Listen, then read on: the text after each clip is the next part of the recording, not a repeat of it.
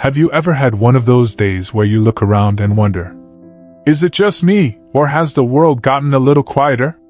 Maybe the phone doesn't ring as often, or you find yourself thinking about the past more than the present. If that sounds familiar, you're not alone, and you're definitely not broken. What you're feeling is something many people experience as they get older. It's not just physical aches or slowing down. Sometimes the hardest part is what happens inside, emotionally. Now, here's something that doesn't get talked about nearly enough. As we age, we face emotional challenges that are just as real as any physical ones. And these aren't just passing moods. They can become habits, quiet little traps we fall into without even realizing it. But the good news? You're not stuck. With just a bit of awareness and some practical steps, you can climb out of these emotional traps and feel more connected, confident, and alive than you've felt in years. Today, we're going to talk about 4 emotional traps that many seniors fall into, and more importantly, how to gently, steadily lift yourself out of them. This isn't about pretending everything's fine or forcing positivity. It's about facing what's real, and choosing to move forward with strength and grace. Let's start with one that catches people off guard, the trap of feeling irrelevant. It doesn't happen overnight. Maybe you retired a few years ago, or the kids are busy with their own lives. You don't get asked for advice as often, or maybe people seem to talk over you instead of to you. Suddenly, you start to wonder if your voice still matters. That feeling of fading into the background can sneak up on you. And once it's there, it's easy to start withdrawing even more, talking less, doing less, saying to yourself, what's the point? But here's the truth. Your life experience, your stories, your perspective, they matter more than ever. Not just to your family, but to your community, your friends, even strangers. The challenge is, when you start believing you're irrelevant, you stop putting yourself in situations where your relevance can shine. So what can you do? Start small. Find one way to share your voice each week. Maybe it's writing a short letter to a grandchild, sharing a memory from your life. Maybe it's speaking up in a community meeting or joining a group where your insight is needed. You might even start recording voice notes or videos just for yourself, telling your story out loud. The point is to remind yourself, and others, that you're still here, and you still have something to say. And when someone younger dismisses you or talks over you, gently, confidently speak up. Say, I'd like to finish what I was saying. Your voice matters. But sometimes you have to be the first to believe that. Now let's talk about another trap, one that hides behind a polite smile, the trap of loneliness. Even people who are surrounded by family can feel lonely. It's not just about being physically alone. It's that aching feeling that no one really sees you anymore. That the deep conversations are gone. That people are moving on without you. And when that feeling creeps in, it can make you want to isolate even more. The irony is, the more you isolate, the more lonely you feel. And the more lonely you feel, the harder it gets to reach out. But here's the thing. Loneliness lies to you. It tells you that nobody cares. That everyone else is busy.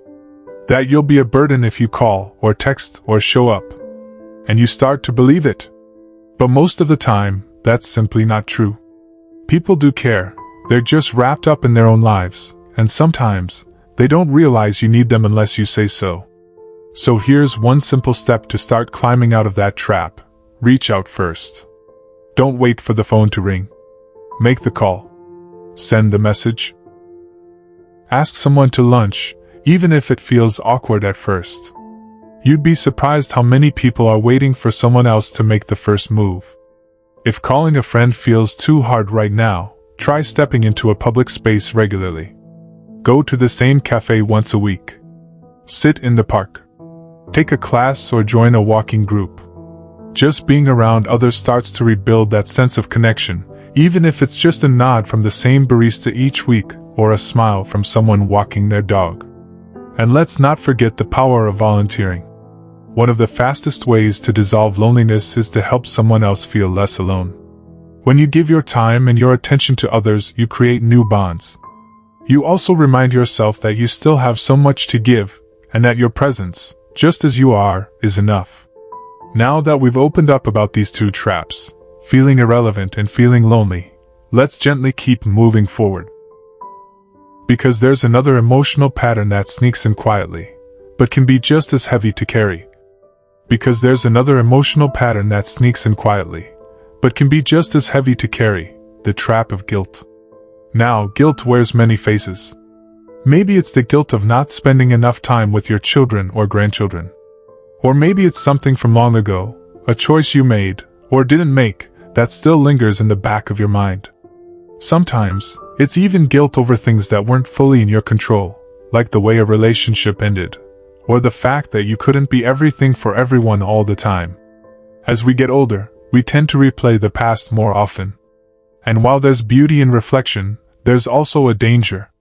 Because the mind can be like a movie projector with only one reel, looping the same scene again and again, but never changing the ending.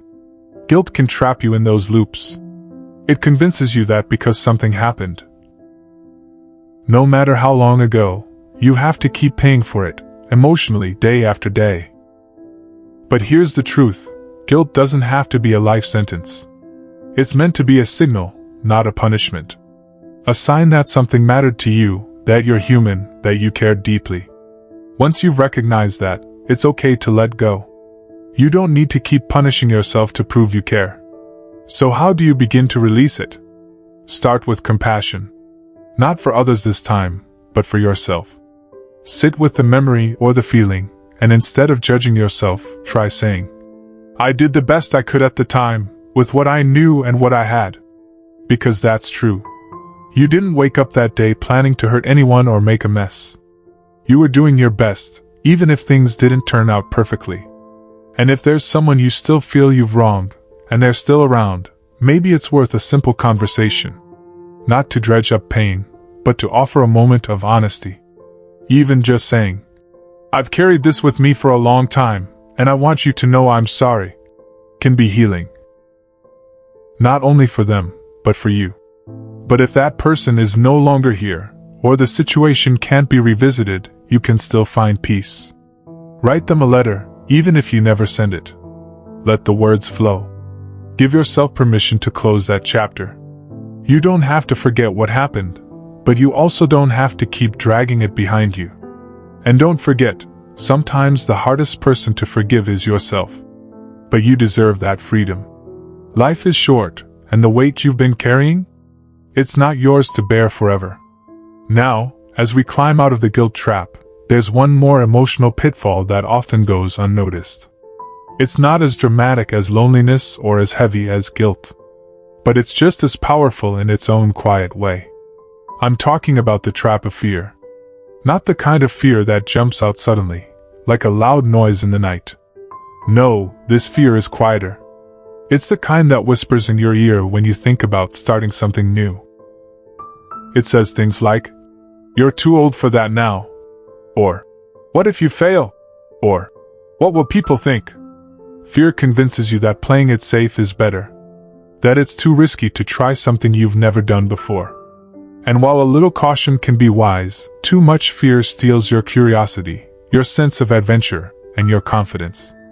Here's the thing, just because you're older doesn't mean you've stopped growing. There's still time for new experiences, new skills, even new relationships. But fear tries to lock all that behind a closed door. What if, instead of fighting fear, you just walked alongside it? You can say, I see you. I hear you. But I'm not letting you drive.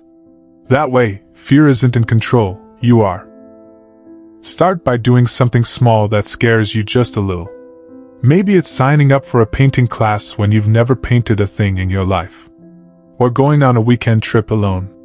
Or using technology in a new way. Yes, even that new smartphone your grandson keeps encouraging you to figure out. Each time you take a small step through fear, you prove to yourself that it's not as powerful as it seems. And let's be real, the first time might be awkward. You might stumble a bit. But the second time? A little easier. The third? You'll wonder why you waited so long. Life after 60 isn't about retreating. It's about redefining. Fear wants you to shrink, but your spirit is still hungry for expansion. Let that be your guide. So, we've now looked at these quiet traps: feeling irrelevant, feeling lonely, being stuck in guilt, and letting fear lead the way. Each of them is something many people feel, often in silence. But when you name them, when you understand them, they lose some of their power. And that's when the real transformation begins. Because the truth is, you don't have to stay stuck. Not in your mind, not in your heart, and not in your spirit. And the real beauty of all this? You don't need to overhaul your entire life overnight. You just need to take one gentle, consistent step at a time. That's how we climb out of these emotional traps, not with a dramatic leap, but with quiet, steady courage. If you've ever felt stuck in one of those places, irrelevant, lonely, guilty, or afraid, I want you to know something important. You are not alone. Not even close. What you're feeling isn't a sign of weakness, and it's certainly not unusual. It just means you're human. Still breathing. Still evolving. And that's a powerful thing. Now, maybe you're thinking, okay, I get it, but how do I actually start making these changes? Let's bring it down to earth. Let's talk about what this looks like in everyday life. Let's say you've been feeling lonely. Really lonely.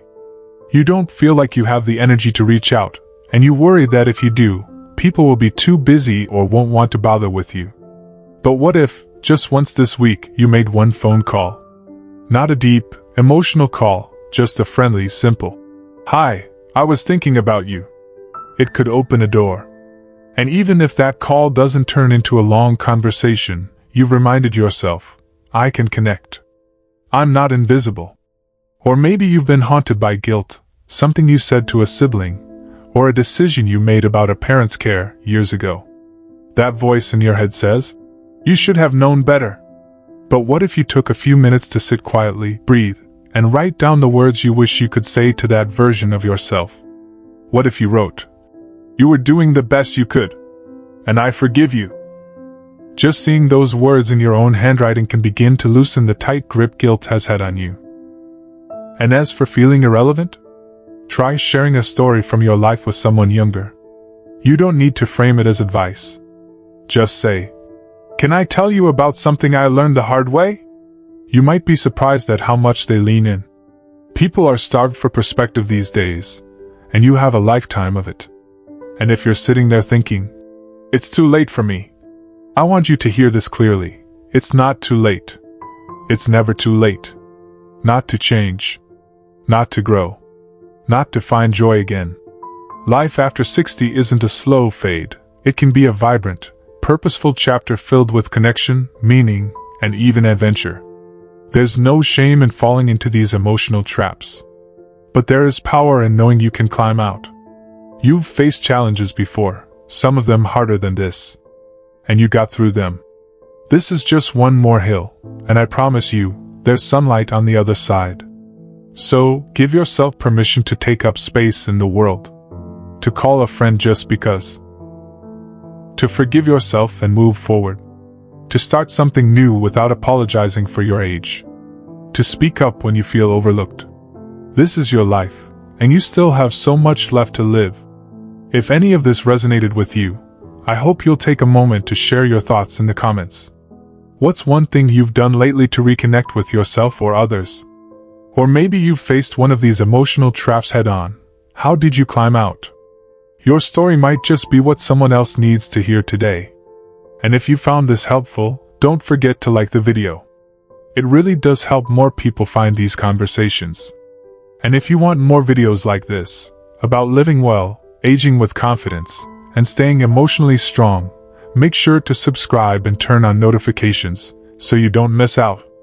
Remember, small steps lead to big shifts. And you're never too old to feel more alive, more connected, and more at peace. Every moment you choose to show up for yourself, that's a victory. Here's to living your best life, at any age. You deserve it.